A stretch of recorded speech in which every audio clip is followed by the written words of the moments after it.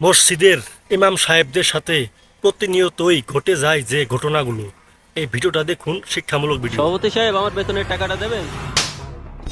লজ্জা করে না তোমার? ভিক্ষুকের মতন হাত পাইতে শুধু টাকা টাকা করতে। সভাপতি সাহেব, এটা তো ভিক্ষা না, এটা তো আমার হক। আপনারা 4 মাস ধরে আমার 1 টাকাও বেতন দিচ্ছেন না। শুধু টাকা নেয় কি তোমার হক? এই মসজিদের ভিতরে কত ফ্যান অকেজিও পড়ে রয়েছে, ওইগুলো একটু মেরামত করা তোমার হক না? এই উজুখানাটা দেখছো, উজুখানাটা ময়লায় আবর্জনা সব পড়ে রয়েছে, এটা তোমার হক না?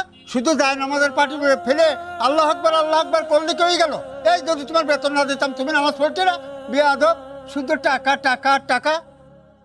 ইমাম সাহেব, এই মহল্লার মানুষ চাঁদা দেয় বলে তোমার পেট চলে, তবে এই মহল্লার মানুষের এই মসজিদ কালকে যদি ওই উপরে তালার থেকে যদি ময়লা আবর্জনাগুলো তুমি পরিষ্কার করতে না পারো, তাহলে কিন্তু তোমার মসজিদ থেকে বের করে দেবো।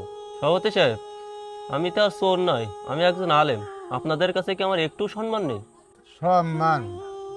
যে তার দায়িত্ব কর্তব্য বোধ সম্পর্কে কোনো কিছুই জানে না তার আবার সম্মান? যে টাকার জন্য মানে নামাজ পড়ায় এসে তার আবার সম্মান? আমরা নামাজ পড়ি না, আমরা 5 ওয়াক্ত নামাজ পড়ি না, আমরা তো কারো কাছে আর 50 টাকা চাই না পকেটের মতন। তুমি এত টাকা টাকা করো কেন? বেয়াদব কোথাকার। সভাপতি সাহেব দাঁড়ান। কি বলবো কারণ বলো। সভাপতি সাহেব, এই যে ওনারে আপনি চড় মারলেন, এটা কি আপনি ঠিক কাজ করেছেন? আপনি যদি আজকে মারা যান, আপনার জানাজার নামাজ কে পড়াবে? আপনি একটা আলেমের সাথে আপনি যে ব্যবহার করেছেন, আপনি মসজিদের সভাপতি হয়ে যদি এরকম ব্যবহার করেন, তাহলে সাধারণ মানুষ কি করবে? এই মসজিদ পরিষ্কার পরিচ্ছন্ন করার দায়িত্ব কি শুধু ইমাম সাহেবের? এটা তো আমার, আপনার, তার সবার দায়িত্ব। আর আপনি যে ইমাম সাহেবরে 4 মাসের বেতন বাকি রাখিছেন, এটা কি ঠিক করেছেন? আমরা তো প্রত্যেক মাসে তো ইমাম সাহেবের বেতন দিয়ে দিই, তাহলে আপনারা কেন বাকি রাখিছেন? দোতলার কাজটা শেষ হয়ে যাক, টাইলসটা লাগানি শেষ হয়ে যাক, তারপরে তার নিয়মিত বেতন দেবো। সভাপতি সাহেব, আপনার কথা সবই ঠিক আছে। এই যে ইমাম সাহেব একজন অসহায় একজন ব্যক্তি, সে তো টাকার জন্য আপনাদের এখানে ইমামতি করে। আপনারা তার 4 মাসের বেতন আপনারা আটকে রাখিছেন।